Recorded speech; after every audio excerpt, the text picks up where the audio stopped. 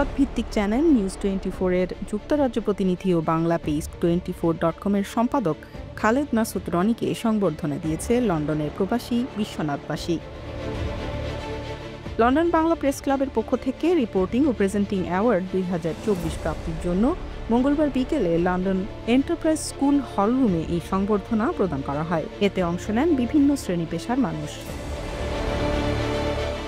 বাংলাদেশি কমিউনিটির পরিচিত মুখ আবুল কালাম আজাদের সভাপতিত্বে এবং আখলুস মিয়া, শরীফুল ইসলাম ও তোফাজ্জল আলমের যৌথ উপস্থাপনায় এই অনুষ্ঠানে প্রধান অতিথির বক্তব্য রাখেন tower হ্যামলেটসের councillor speaker Suluk Ahmad.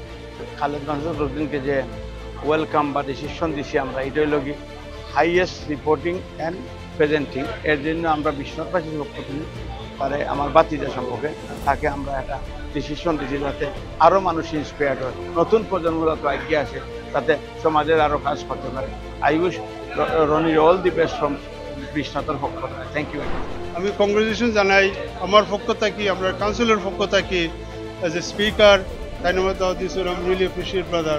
Okay, so I wish you go further and serve your community with more genuine news and more with responsibility to save your community. Thank you. London Bangla press ক্লাবের highest reporting এবং presenting অ্যাওয়ার্ডের জন্য আমার বিশ্বনাথ প্রবাসীদের পক্ষ থেকে আমাকে সংবর্ধনা দেওয়া হচ্ছে।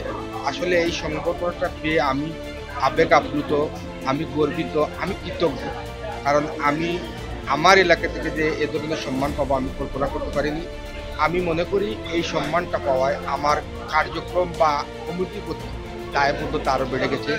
অনুষ্ঠানে আরও উপস্থিত ছিলেন ডেপুটি মেয়র মাইয়ুম মিয়া তালুকদার, লন্ডন বাংলা প্রেস ক্লাবের সভাপতি মোহাম্মদ জুবায়ের ও বিশ্বনাথ এডুকেশন ট্রাস্টের সাধারণ সম্পাদক গুলজার খান সহ আরও অনেকে।